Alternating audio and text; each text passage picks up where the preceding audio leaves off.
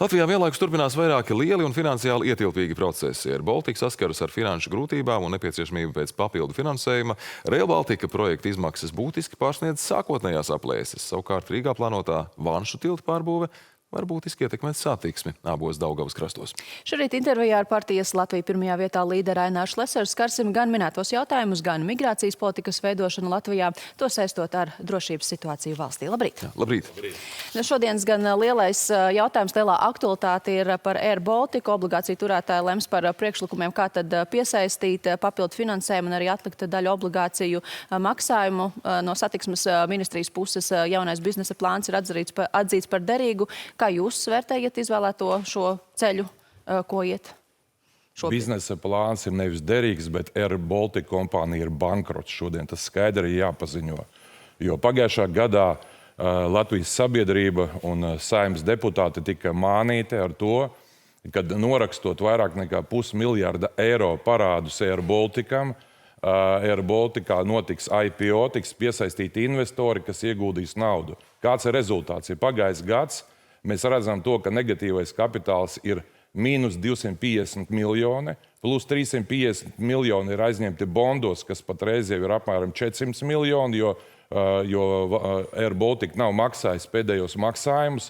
Tad kopīgais parāds sasniedz vēl 650 miljonus. Tad nebija pirms tam jau korekta informācija dot sabiedrībā, jā? Tātad es uzskatu, ka sabiedrība tika nevis maldināta, bet principā tika melots, vai ne? Tika pirkts laiks, un patreiz, kad kompānija ir bankrots, tagad saka, kaut kāds biznesa plāns. Kas sastādīja biznesa plānu? Kas šodien ir satiksmes ministrs? Kazlovskis, ko viņš vispār saprot no transporta? Viņš ir bijis daudz gadus iekšlietu ministrs no transporta, viņš nesaprot neko. Bet kā tad vajadzētu iet tālāk šajā situācijā? Pirmkārt ir jāatzīst to, ka kompānija bankrots. Jā. Un tad jautājums ir, vai valdība ir gatava likt iekšā naudu? Tad 650 miljoni ir vajadzīgi priekš tam, lai kompānija būtu pa nulēm. Bet ar nulles kapitālu nav iespējams strādāt. Tad kompānijai jāiegulda vēl vismaz 500 miljoni. Tas ir vairāk nekā miljards ir nepieciešams. Jautājums, kā mēs varējām līdz tam nodzīvoties, kāda bija stratēģija. Iepriekšējie satiksmes ministri Briškens, Švinka neko nedarīja, visu to piesedza. Premjere Kariņš, Siliņa visu to piesedza, atlika cerībā, ka viņi izvilks līdz oktobra vēlēšanām. Šodien mēs redzam to, ka ir bankrots, būs tikšanās ar tiem saucamajiem obligāciju turētājiem, kuriem principā ir bilde skaidra, ka ir bankrots. Vienīgais, ko viņi gribētu, lai nodokļu maksātāji viņiem samaksātu šo naudu, bet mēs nevaram maksāt šo naudu, neatbildot uz pamat jautājumu. Kur pazūd Air Baltica nauda? Biznesa plānā ir viens jautājums. Kā tas var būt, ka kompānijā lidmašīnas ir pilnas ar pasažieriem tagad vasarā, biļetes ir ļoti dārgas, kur pazūd nauda? Bet cik daudz darīt, cik tālu iet, lai saglabātu? Es saprotu, jūs esat arī par to, ka jābūt šai nacionālajai kompānijai. Piedodiet, kur ir rīcība? Tātad, kas būtu nepieciešams? Ja šodien būtu premjers, ja vismaz satiksmes ministrs, man būtu jāatbild uz jautājumu, kur ir zaudējumi, kas ir par iemeslu? Tas, ko mēs zinām, ka ir noslēgti visādi necaurspīdīgi līzinga līgumi, par kuriem tiek maksāts lielas naudas, un to maksā nodokļu maksātāji, nevis aviokompānija, jo nodokļu maksātāji visu laiku dod piešprice. Bet tad ir jāsaglabā aviokompānija, bet nevis pa valsts naudu? Piedodiet, 1 miljards ir jāiegulda Air Baltica. Ir jāuzdod jautājums, vai šī politika, kas tika realizēta, vai mēs varam atļauties, mēs kā maza valsts, ieguldīt vēl vismaz miljardu, un tad atkal mēs nonāksim līdz nākamajam miljardam. Jautājums ir tāds, ja kompānija strādā ar zaudējumiem, kāpēc mums ir bāzes Tallinā un Viļņā? Bet tad ir risinājums jūsuprāt? Man ir risinājums, jā. Tad pirmkārt, ja mēs glābtu, ir jābūt pirmkārt ir samaksu izmaksām. Ir jāslēdz bāzes Tallinā un Viļņā. Uz Tallinu Viļņu mēs varam lidot no Rīgas, bet mums nevajag vest turistus un cilvēkus uz Tallinu un Viļņu. Jā. Patreiz mēs dotējam. Latvijas nodokļu maksātāji dotē turisma nozari Tallinā un Viļņā. Apskatieties, Tallina tiek reklamēta kā galamērķis, Viļņa tiek reklamēta, mēs par to maksājam. Šīs bāzes slēdzam, kas vēl? Nākamais ir jāstāja tie maršruti, kas mums ir ārkārtīgi svarīgi. Tālāk ir jāsaprot to, kā mēs varam piepildīt lidmašīnas nesezonā. Esmu daudzkārtīgi no Saeimas tribīnas valdībām piedāvājis risinājumu. Piemēram, ja Eiropa aizliedz mums ieguldīt naudu tiešā veidā, taisam mārketinga kampaņu, kurā mēs, piemēram, nesezonā piedāvājam ārvalstu turistiem ierasties uz 3 dienām par velti uz šejienu. Mēs uzdāvināsim vienu biļeti. Tur arī finansējums. Jā, bet viņi iztērēs vismaz 500 eiro. Mēs uzdāvinām 50 eiro par biļeti. Viņi atved 500. Rezultātā caur nodokļiem mēs iekasējam pārsimts eiro. Kafejnīcas, restorāna, viesnīca strādā. Šāda biznesa plāna nav. Jau 4 gadus tiek muļāts viss. Visi to piesac. Un šodien vienīgais mērķis visām šīm aktivitātēm ir saistīts ar to, ka būs vēlēšanas. Viņi grib novilkt līdz vēlēšanām un pateikt, mums ir vajadzīgs vēl 1 miljards. Pašreizējo biznesa plānu jūs esat redzējis arī? Kāds biznesa plāns nav atbildēts uz pamatu jautājumu, kur pazūd nauda? Paskatieties, citas aviokompānijas strādā un pelna pietiekoši lielu naudu. Tagad tā doma, ka varētu līdz 25% samazināt valsts līdzdalību un atrast īsto strateģisko investoru. Lai ieguldītu, lai kompānija varētu lidot, kompānijā jāiegulda miljards. 650 miljoni. Nenāks neviens. Lai nosaktu, es nezinu, patreiz šie bondu turētāji, viņi ir ķīlnieki. Viņi gribēs piespiest valdību samaksāt kaut kādu naudu. Es uzskatu, ka viņiem neko nedrīkst maksāt. Ja viņi gribēja nopelnīt 14,5% liels procentu maksājums, attiecīgi, vai nu viņiem vajag attiecīgi pārdot šos bondus par kaut kādiem 10-20% no vērtības, ja uzņēmums ir bankrots, pasarg Dievs, mēs nedrīkstam viņiem maksāt šodien neko. Tāda būtu mana pozīcija. Vienlaicīgi mums jāattīst aviācijas biznesa, bet mēs nevaram būt ķīlnieki tikai Air Baltica jautājumos. Bet ar kādu ceļu tad to darīt? Tad pirmkārt, ir citas aviokompānijas arī, jā. Mēs nedotējam ne Ryanair, ne Lufthansa, ne Turkish Airlines, tās, kas lido šeit. Mums ir jāsaprot, vai mēs varam atļauties Air Baltica dotēt katru gadu pa $500 miljardam, ja šie aviokompānija iespējams tiek izzagta caur šiem neizdevīgajiem līzinga līgumiem. Jo kāpēc neviens publiski nav pateicis, kur pazūd nauda? It kā Kozlovskungs saka, 600 miljoni tautsēmniecībai vismaz gadā ienes Air Baltica. Jā, bet jautājums ir cits. Kāpēc citām aviokompānijām netiek piemaksāts? Otra lieta, Eiropa jau nemaz neļaus maksāt naudu, jo tā ir konkurences kropļošana, uzliks valstī sodu. Un tāpēc arī valsts daļu samazināt. Jā, bet kurš ies iekšā kompānijā, kurā jāiegulda 1 miljards?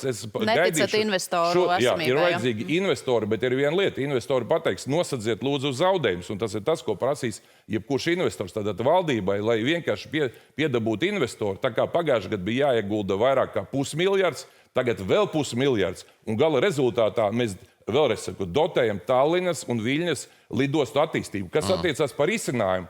Teiksim tā, šodien tiek meklēts risinājums, kā novilkt līdz 3. oktobrim, lai kaut kādā veidā vēlētāji nesodītu tās partijas pilnībā. Mēs jau redzam, kas notiek. Vienotības reitings krīt, ZZS jau zem 5%. Par politiku, Šlesnerkungs, nedaudz vēlāk skaidrs. Šodien par obligāciju turētāju viedokli mēs uzzināsim. Tas ir pēcpusdienā, kad būs šī sanāksme, kad arī šie jautājumi tiks pārunāti. Vēl mēs noteikti arī vēlamies citus akcentus šajā rītā. Vēl par Rail Baltica, piemēram. Pirmās kārtas pabeigšanai Baltijā pietrūkst aptuveni 10 miljārdu eiro. Lauvas tiesa, tas ir Latvijai. Nav vajadzīgs? Viņš nav vajadzīgs tādā veidā. Tad, kad projekts gribu atgādināt, tad, kad projektu sāka, cipars bija 2,8 miljardi, no kuriem 85% solīja nosegt Eiropā. Tādas bija projekta izmaksas. Tagad mēs runājam par 10 miljardiem, kurus Eiropa nemaz neplāno sekt. Kāda pievienotā vērtība Latvijas ekonomikai? Kravas no Tallinas uz Salaspili nav, jo patreiz viņi grib uz Salaspili būvēt. Pasažieru plūsma maksimums 1 vilciens dienā. Ja mēs pa velti varam lidināt cilvēkus ar Air Baltica lidmašīnām Rīga, Tallina, tas būs lētāk nekā ieguldīt 10 miljardus. Pa 10 miljardiem mēs varētu uzbūvēt automaģistrāles uz Ventspili, Liepāju, Rēzekni, Daugavpili, pa visu Latviju.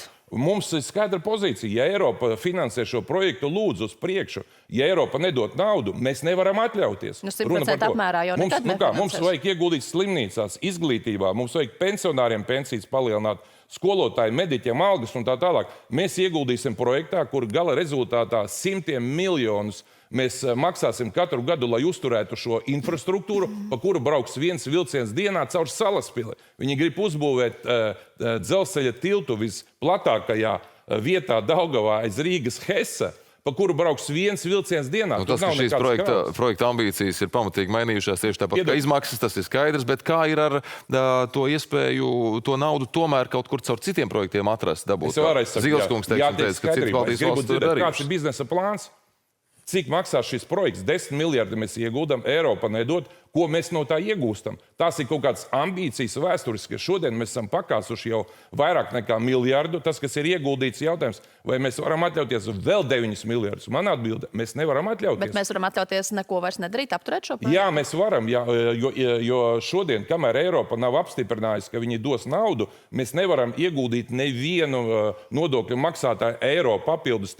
Tos 15% jā, to, ko mēs esam apņēmušies, ka projekts sākās, bet mēs nevaram, piemēram, tagad atrast naudu. Ko nozīmē atrast naudu? Mēs noņemam šo naudu no citiem projektiem, no ceļa būvniecības, no visā Latvijā. Mēs zinām, ka ir arī galvenie ceļi, mazie ceļi, kas netiek remontēti. Mēs tagad visu grūžam vienā projektā, kas rezultātā nedos pievienoto vērtību. Ja mēs nolemtu šo naudu ieguldīt kaut kā, es vēlreiz saku, ceļos, tad cilvēki brauktu pa šiem ceļiem katru dienu, teikt, un labi, mēs aizņēmāmies naudu, bet mums ir tagad maģistrāls. Bet no jums es saprotu, ka nevis meklēt finansējumu vai kaut ko mēģināt pārvaldībā mainīt, bet vienkārši stopkrānu šim projektam kā tādam šobrīd būtu jārunā. Šim projektam, vēlreiz saku, ja mēs par viņu varam runāt, bet tikai mēs viņu varam finansēt caur Eiropas naudu. Jā. Mēs nedrīkstam nevienu eiro pārlikt no citiem Latvijai svarīgiem projektiem, bet vēlreiz saku, 3. oktobrī būs vēlēšanas. Par to šodien visi zina. Tagad visi mēģina to visu tā kā menedžēt, lai uz 3. oktobri valdība izskatītos daudz maz labi. Bet ko mēs redzam?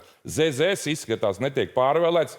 Vienotība cīnīsies par 5%. Divām partijām šodien apvienotais saraksts un LPV ir 42 mandāti pēc visām aptaujām. Ja šīs divas partijas iegūs vairākumu nākamā Saeimā un izveidos koalīciju tieši LPV un apvienotais saraksts, tad ir cerība, ka mēs izvilksim valsti no krīzes, jo šodien šī koalīcija, kas ir patreiz, ja Kulbergs var darīt, ko grib, apkārt viņam ir cilvēki, kas dara visu, lai nekas nenotiktu. Par satiksmi vēl parunāsim. Notiek Vanšu tilta pārbūves projektēšana. Būvniecības darbi varētu sākties nākamā gada sākumā un ilgs 2 gadus. Noteikti remonts būtiski ietekmēs satiksmi. Tiek runāts par to, ka pa Vanšu tiltu varētu braukt tikai ar sabiedrisko transportu, izbūvēt šos stāvparkus.